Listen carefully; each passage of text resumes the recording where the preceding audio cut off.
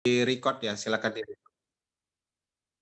Baik, kita mulai. Bismillahirrahmanirrahim. Assalamualaikum warahmatullahi wabarakatuh. Selamat siang, selamat pagi menjelang siang bagi peserta Zoom pada mata kuliah Filsafat Kontemporer yang hari ini sudah hadir.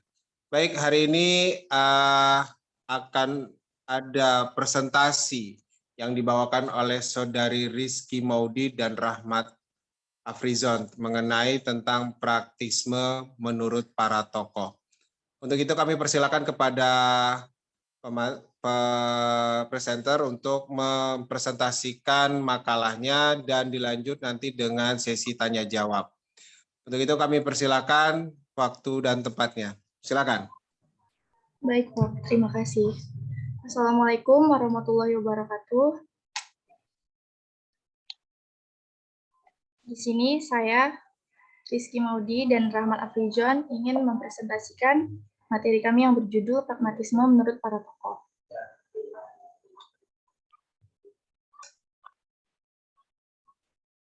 Pragmatisme. Istilah pragmatisme berasal dari bahasa Yunani. Pragma yang berarti perbuatan atau tindakan. Isme sendiri berarti ajaran atau paham. Dengan demikian, pragmatisme itu berarti ajaran yang menekankan bahwa pemikiran itu menuruti tindakan. Dasar dari pragmatisme adalah logika pengamatan, di mana apa yang ditampilkan pada manusia dalam dunia nyata merupakan fakta-fakta individual, konkret, dan terpisah satu sama lain. Ada 3 tokoh dalam pragmatisme. Yang pertama, Charles Sanders Peirce. Istilah pragmatisme diambil oleh Charles Sanders Peirce dari filsafat Kant, yakni pragmatis, yang menekankan suatu gerakan dari kehendak manusia untuk melaksanakan tujuan definitif sebagai tahap penting untuk mengklarifikasi pemikiran. Pragmatisme memandang bahwa suatu teori atau hipotesis dianggap oleh pragmatisme benar apabila membawa suatu hasil.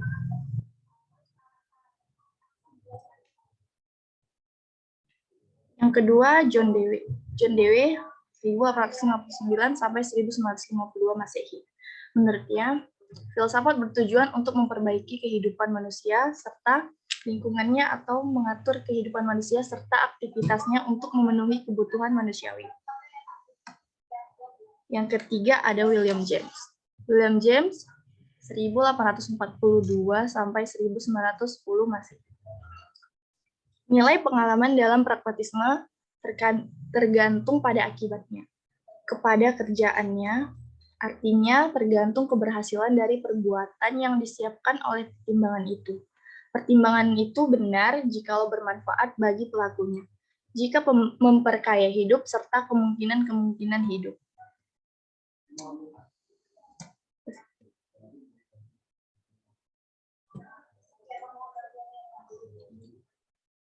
Akan dilanjutkan oleh rekan saya, Rahmat Afrizon. Ya baik, terima kasih. Di sini saya akan melanjutkan presentasi kita pada hari ini. Di sini saya ingin sedikit memperjelas saja ya mengenai dari apa yang telah disampaikan saudari Kiki tadi. Kalau kita berbicara pragmatis itu singkatnya itu atau sederhananya menurut saya begini ya. Orang itu mikir benar salahnya pikiran itu jangan dilihat dari isi pikirannya, tapi dilihat hasilnya apa, itulah pragmatisme. Sebagai contohnya aja ketika kita kuliah kan, yang terpenting itu dapat nilai A, beres.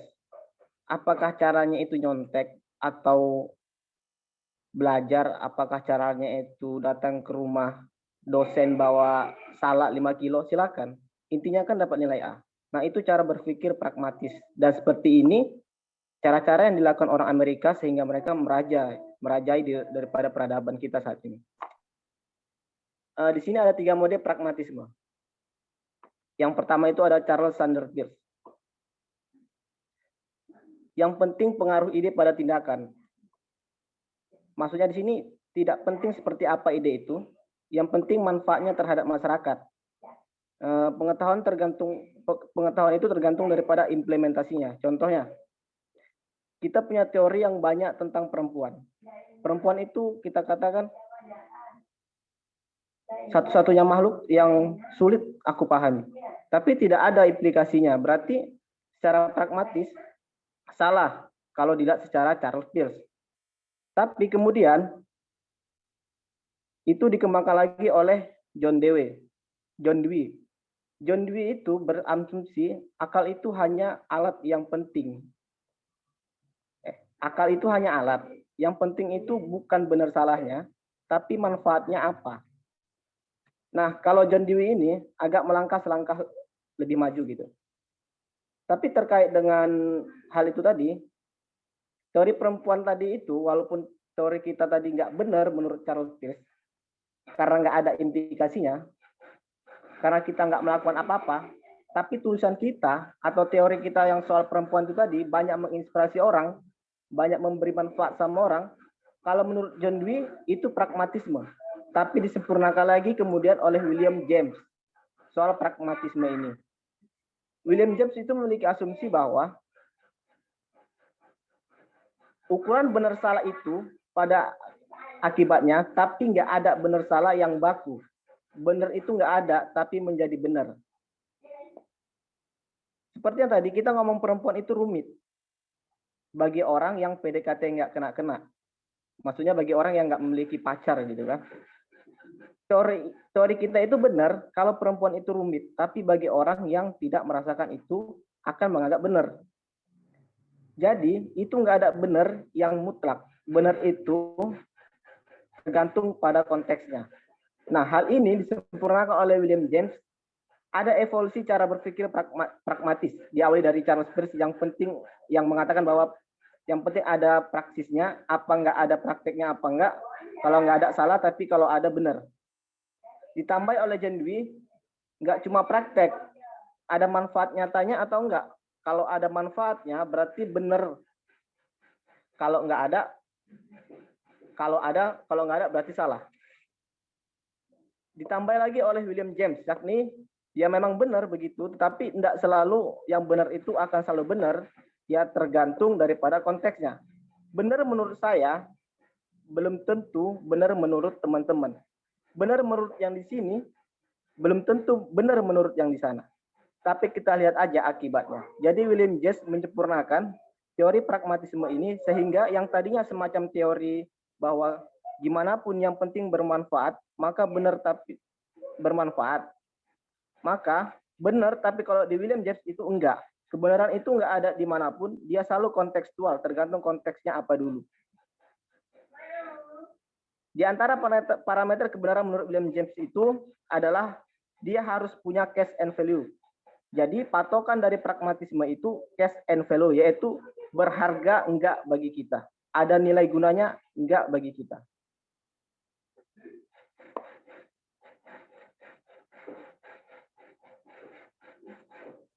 Lanjut ke. Selanjutnya lagi.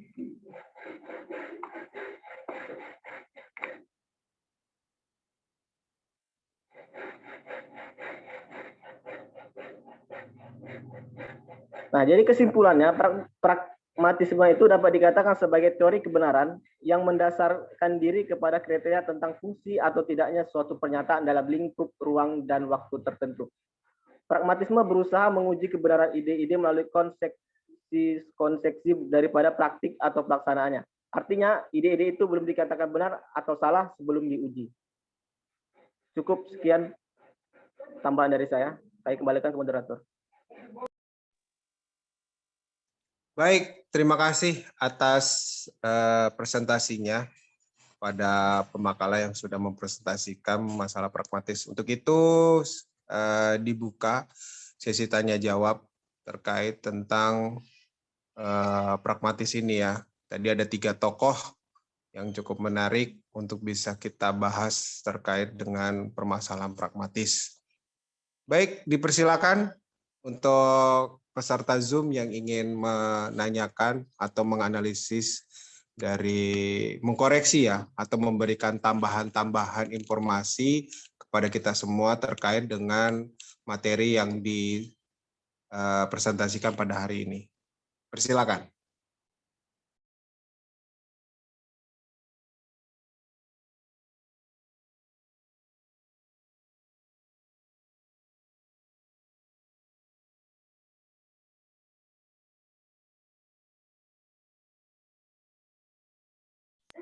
Pak, Pak, saya pun pemakalah punya satu kejanggalan juga sempat baca, Pak. Boleh nggak, Pak, Iya, nanya? boleh. Saya Gimana? sempat baca-baca jurnal itu saya ingat, cuman saya lupa jurnal yang mana kan itu, Pak. Di jurnal itu ada yang berpendapat kalau dia bilang kalau aliran pragmatisme itu sebenarnya bukan dari filsafat kontemporer gitu. Itu gimana ya, Pak, maksudnya ini? Benar atau memang sebenarnya itu salah yang pendapat yang diungkapkan tadi di dalam jurnal itu, Pak? Cuma saya lupa, Pak, jurnalnya itu yang mana gitu, Pak. Jadi saya cari-cari lagi gitu kayak nggak nemu-nemu gitu, Pak. Iya, sebenarnya kan begini. Yang dimaksud kontemporer kemarin kita sudah bahas ya, makna kontemporer itu apa. Makanya saya memasukkan pragmatis itu bagian dari filsafat kontemporer karena apa namanya? Pengetahuan yang diberikan atau maksudnya pandangan ya, cara pandang yang berbeda ini tuh memang sekarang sangat apa ya, yang saya apa namanya masukkan dalam apa namanya rancangan pembelajaran itu pragmatis itu masuk dari filsafat kontemporer karena pemikirannya sampai sekarang juga masih dipakai, digunakan, ya. Ya tadi kayak dinyatakan bahwasanya ya yang ilmu pengetahuan itu pada dasarnya benar, ya. Pengetahuan benar karena ada teori yang membenarkan, ada analisis yang membenarkan. Tapi selama pengetahuan itu tidak ada analisisnya, tidak ada ininya, belum bisa dikatakan benar. Walaupun dia benar adanya. Nah ini dia. Jadi sesuatu itu bisa dinyatakan benar jika terdapat teori dan analisis yang pembuktiannya. Tapi ada juga beberapa yang apa namanya pernyataan itu dinyatakan benar, tapi belum bisa dibuktikan secara teori. Tapi di apa fenomenologinya ada bahwasanya ini benar, gitu. Nah ini kadang yang ada berseberangan terkait dengan pemikiran pragmatis ini, apakah dia bagian dari pemikiran yang bukan kontemporer atau enggak. Nah, kalau saya memasukkan ini bagian dari filsafat kontemporer. Karena dalam sisi pemikirannya, dari sisi apa yang dilakukannya, ya tahapan-tahapannya dalam cara berpikir, apa namanya berpikir dalam mencari kebenaran itu sudah apa namanya masuk dalam kategori kontemporer. Itu. Makanya saya memasukkan itu. Itu Rahmat ya. Oke, Pak. Jadi kejawab pertanyaannya, Pak. Ya. Baik, silakan yang mau bertanya tentang pragmatis ini banyak loh. Sekarang ya orang berpikirnya sekarang ya pragmatisnya aja cari apa namanya? Selama dunia manusia ya harusnya dinilai secara pragmatis. Ini yang ada dua buku yang saya baru baca 2020 ya. Saya juga baru baca yang kemarin di-sharing oleh Bobby ya, baru sinopsisnya aja terkait dengan disertasi salah seorang filosof lah ya. Bukunya walaupun saya belum dapat bukunya, kemarin itu ada tebalnya berapa halaman gitu ya, berapa ratus halaman. Nah, itu menyatakan bahwasanya teori-teori filsafat itu sebenarnya harus dinyatakan dinyatakan kebenarannya secara berkelanjutan. Ya, bukan hanya di zamannya tapi juga bisa terus update gitu. Sama sama melihat ketika Bible atau Quran yang sesuai dengan kezamannya. Nah, itu. Jadi yang namanya pengetahuan Tuhan itu tidak habis dimakan waktu gitu. Tapi bisa terus dikaji, ditelaah lagi, diinikan lagi dan itu sesuai dengan zamannya. Gitu. Bukan pada saat diturunkannya, tapi juga setelah diturunkannya masih bisa berlaku.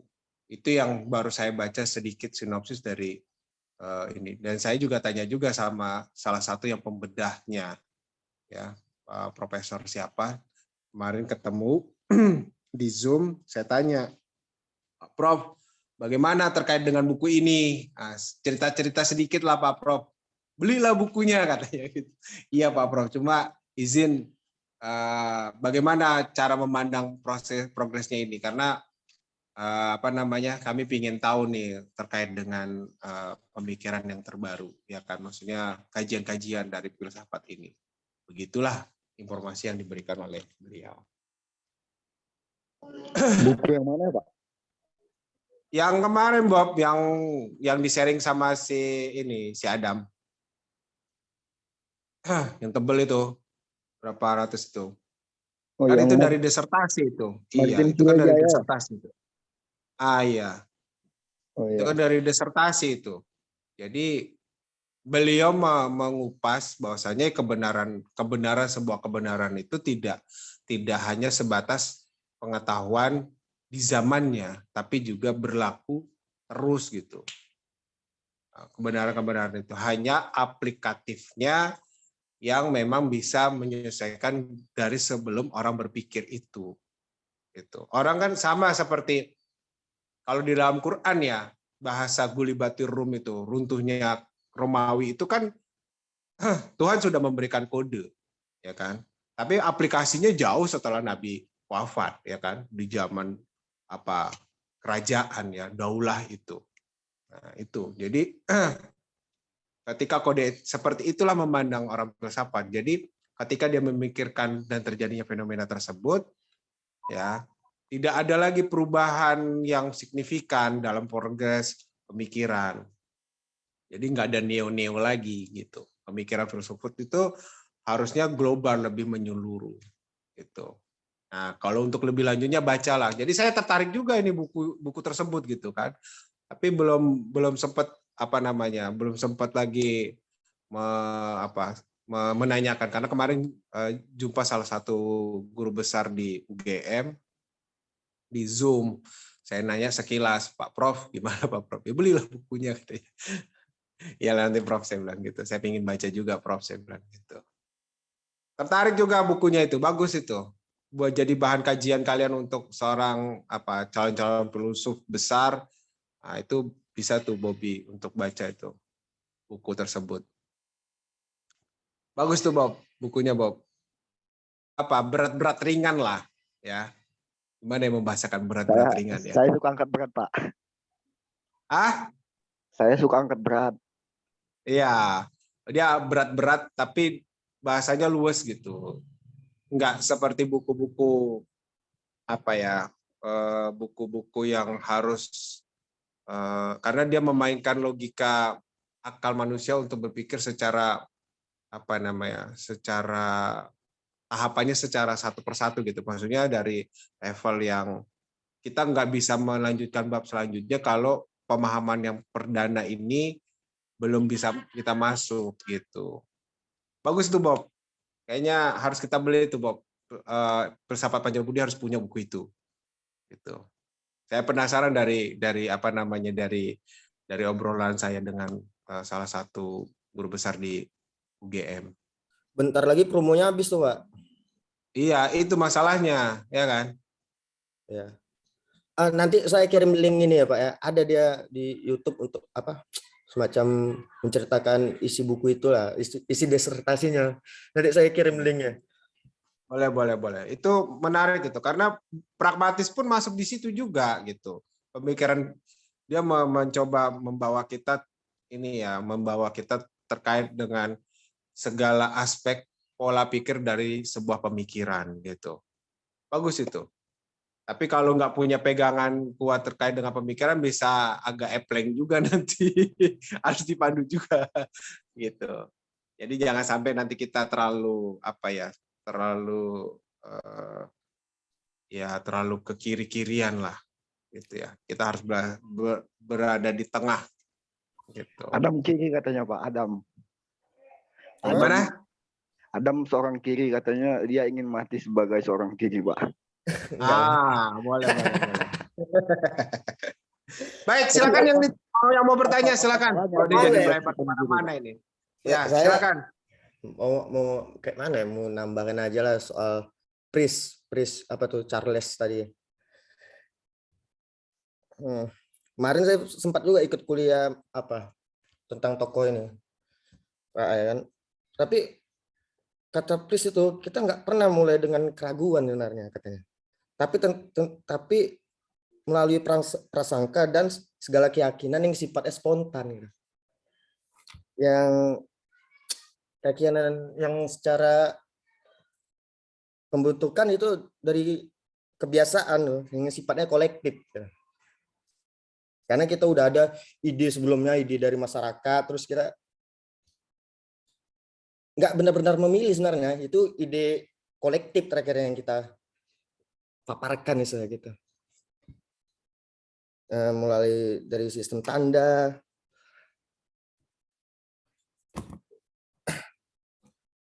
apa lagi ya? Kok kata Pris itu ungkapkan adanya ide yang jernih dan ide yang kelihatannya jernih gitu.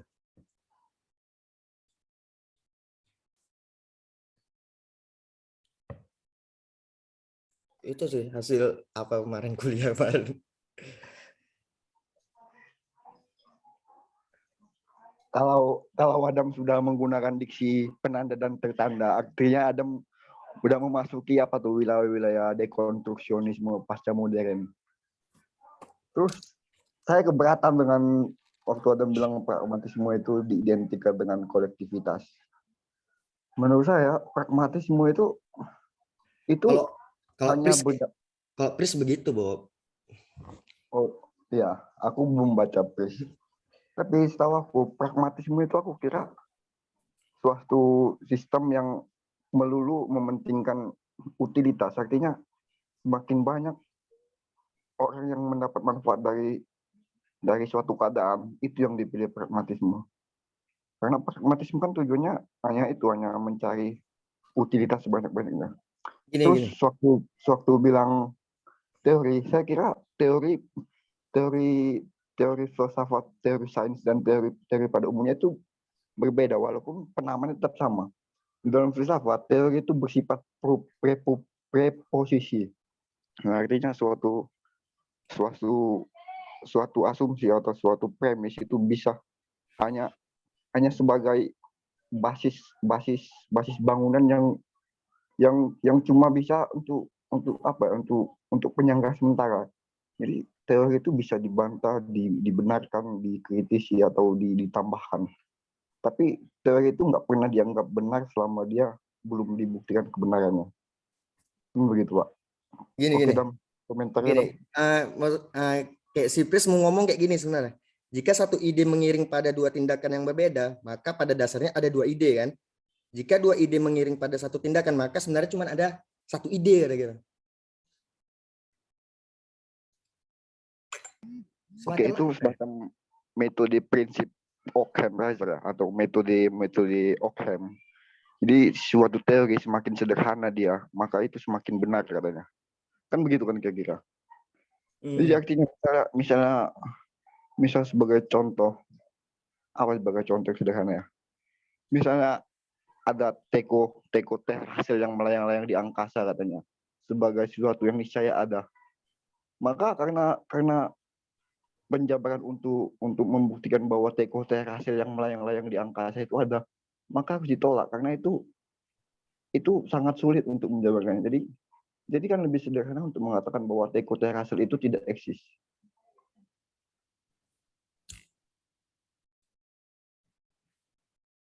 Coba gimana Rahmat Afrijon membaca Pris?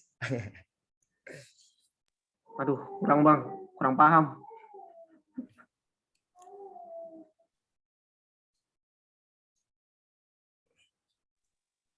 Ya, saya sedikit ya mendengar ini. Sebenarnya kita lihat bahwasanya ada dua permasalahan yang memang diangkat oleh Fries ya dari yang terdahulu dengan yang sekarang. Dia memadupadankan lah bahwasanya yang memang yang belum dikatakan yang benar itu kalau belum ada pembuktiannya.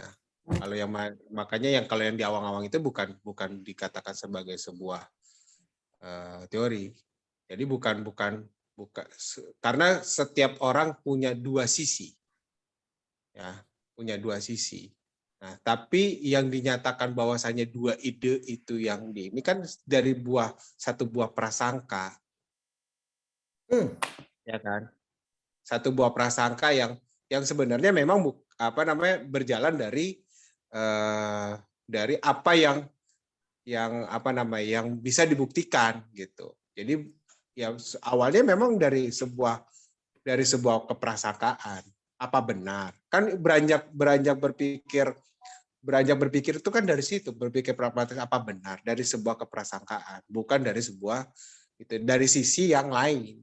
Nah, makanya Pris mengatakan bahwasanya sebenarnya semuanya satu ide. Gitu. Idenya karena mencari tentang itu tadi gitu. Cara pola berpikirnya itu. Jadi semuanya dinyatakan sebagai sebuah satu ide. Karena awal dasarnya dari sebuah pertanyaan. Bukan begitu? Dam. Macam kayak mana ya, prasangka misalnya guru lah, dia prasangka gini, dia tahu kadar muridnya nih, dulu SD sering tuh tahu misalnya si Adam nih ditengoknya aja tuh soalnya langsung di pontennya, dia punya prasangka soal ini udah tahu lah dia kata apa murid ini pas nilai segini gitu, padahal belum tentu kan, yang malas aja deh ngoreksinya. Ya, jadi beberapa banyak orang menilai akhirnya begitu. Sudah tahu apa yang dia lakukan, walaupun Dia terkadang udah tahu kadar siswanya ini. iya, kadar kemampuannya itu begini gitu. Ya kan? Tapi dia hanya mencocokkan apa benar gitu. Ada kan gitu kalau yang dia udah tahu pasti pintar, ya kan? Nah, dia bisa menjawab ketika dia berproses. Kan gitu kalau dari seorang guru kan gitu. Ya kan? Dia tahu sebagaimana yang dia lihat ketika dia berproses. Masalah ujian kan hanya sebenarnya mengulang apa yang dia bisa dapat pahami dari apa yang sudah dia pelajari dalam proses. Kalau dalam proses saja dia baik, ya buat apa kita menilai dia buruk? Pragmatis kan akhirnya berpikir seperti itu. Kalau kita sudah tahu bagaimana proses itu, ya kan? Ya buat apa itu jadi sebuah pertanyaan kembali? Karena tujuannya sudah sesuai dengan pemikiran dari proses tersebut. Gitu. Makanya tadi nyambung ada beberapa tokoh kan, tokoh lain ya, selain Fris tadi itu menyatakan ya bahwasanya ya benar itu ya karena memang sudah benar adanya, nggak perlu lagi diawang-awang lagi. Gitu.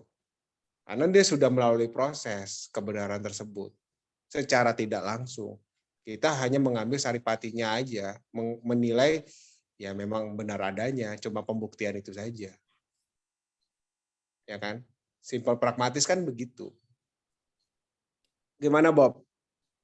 Atau yang lain lah, gimana memandang itu?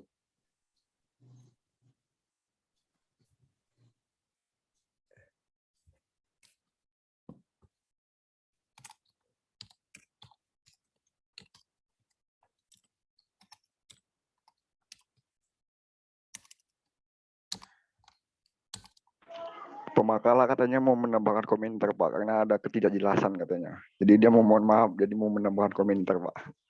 Oh silakan, Pemakala. Dari mana dia? Rahmat atau siapa nih? Tadi Rizky ya? Silakan.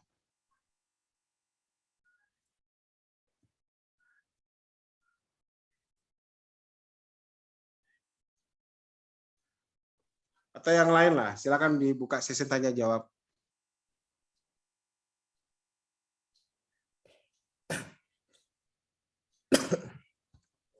Ini Rahmat, Pemakala. Halo Pemakala.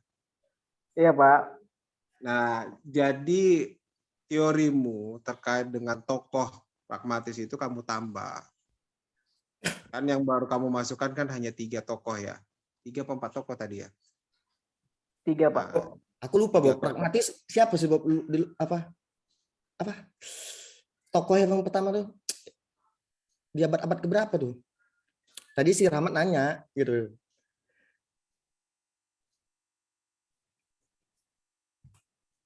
Nah, tadi Rahmat gimana yang buat profil tokoh itu?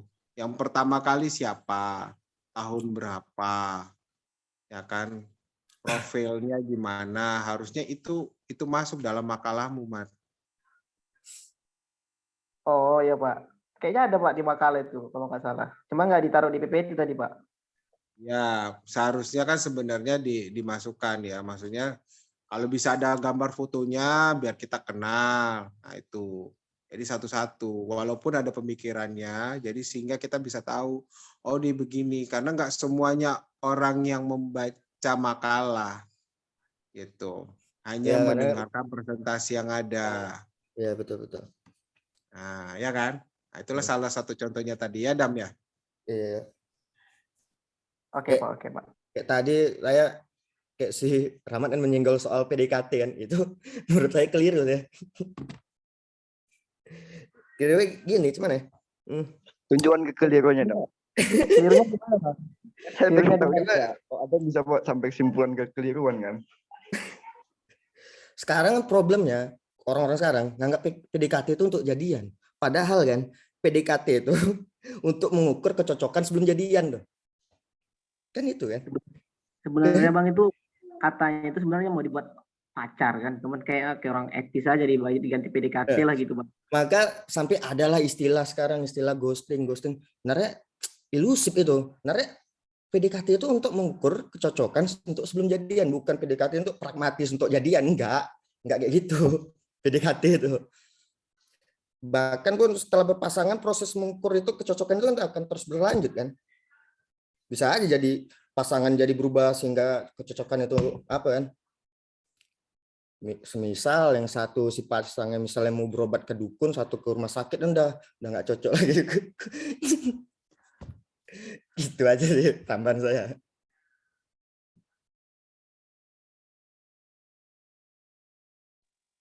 Ya, jadi apa namanya? Sudut pandangnya berbeda ya.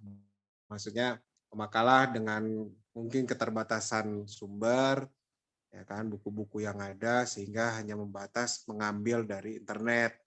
Ya, sebenarnya ini ya pukulan juga buat seluruh semua pemakalah. Jadi jangan hanya mengambil dari internet saja. Boleh kita ambil dari jurnal, boleh. Tapi ada layaknya kita ambil dari buku yang memang sudah ditelaah atau dikupas ya bahasan buku tersebut ya. Kalau enggak ya memang mungkin ada jawaban terkait apa kritik terhadap buku ini, kritik dari ini, ya itu yang lahir dari jurnal-jurnal yang ada. Nah makanya maksud saya ketika pemakalah mempresentasikan, selain di presentasi itu juga disebutkan apa isi makalah tersebut, sehingga ini enggak juga memberikan contohnya pun juga jangan terlalu apa ya, jangan salah nanti ya, sehingga orang cara pola pikirnya itu tadi ya, yang dimaksud dengan ada tadi ghosting, ada tadi PDKT ya kan, cara proses bagaimana itu. Nah, itu yang harus bisa dijelaskan. Boleh kita mengambil dengan perumpamaan yang mudah, tapi jangan mengkaburkan dari teori atau pandangan yang kita sedang sajikan ini gitu. Ya. Jadi ada apa namanya? Kritik juga ini kepada seluruh pemakalah, mohon dalam memberikan contoh-contoh ya itu juga bisa menganalogikan terhadap sesuatu pemikiran sehingga orang bisa mudah memahami. Karena sebenarnya ini dalam hal pragmatis itu sebenarnya ringan, karena kita sebenarnya juga bagian dari orang yang pragmatis, ya kan, menilai sesuatu itu dengan cara yang ya udah dengan kebiasaan yang dilihat aja gitu, namanya pragmatis ya kan. Tapi kan ada teori tersendiri kenapa kita bisa berolah pikir tersebut. Itu yang perlu diberikan pemahaman. Itu ya Rahmat ya. Oke Pak. Kasih ya Pak masukannya.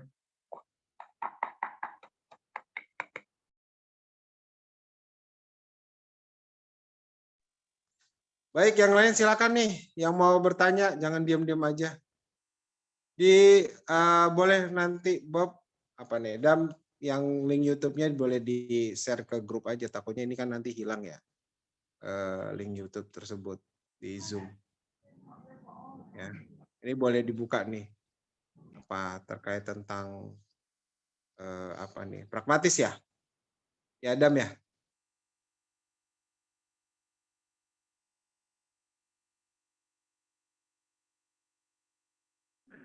Pak, saya mau tanya, Pak. Nanti setelah pertemuan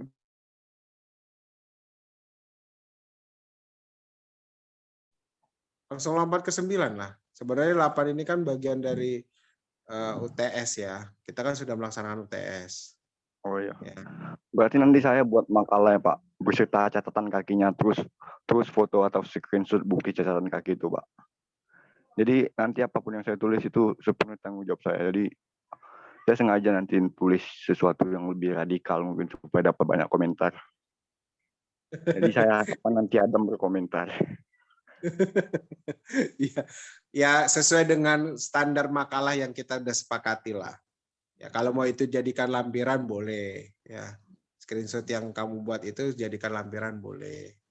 Ya jadi jangan sesuai standarnya.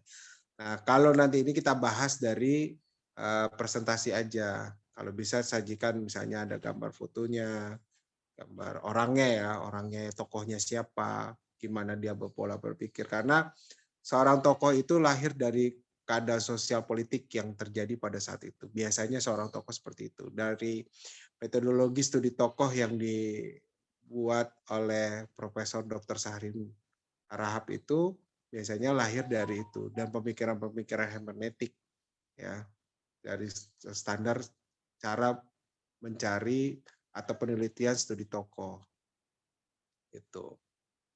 Ya, jadi dilihat juga kalau misalnya tokoh ini kenapa tokoh berpikir ini pasti ada dasar kenapa dia berpikir ini sehingga lahirlah pemahaman yang dia lakukan gitu dan itu dimulai dikembangkan oleh tokoh-tokoh yang lain gitu. Tapi Pak, Baik.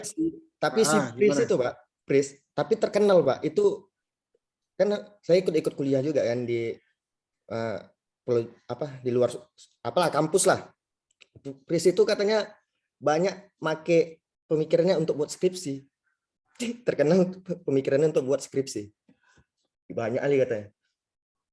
Saya pun baru tahu.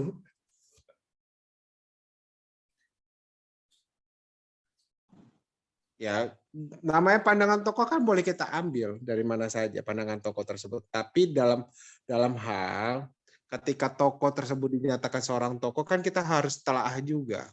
Apakah dia layak sebagai seorang tokoh? Bukan karena banyak diambil dari sebuah skripsi. Pemikiran dia bisa jadi sebuah cara pandang orang untuk melihat teori yang lain. Kan gitu. Kita kalau dalam penelitian library riset atau studi tokoh, itu kan harus melihat beberapa pandangan tokoh. Studi pustaka itu kan harus kita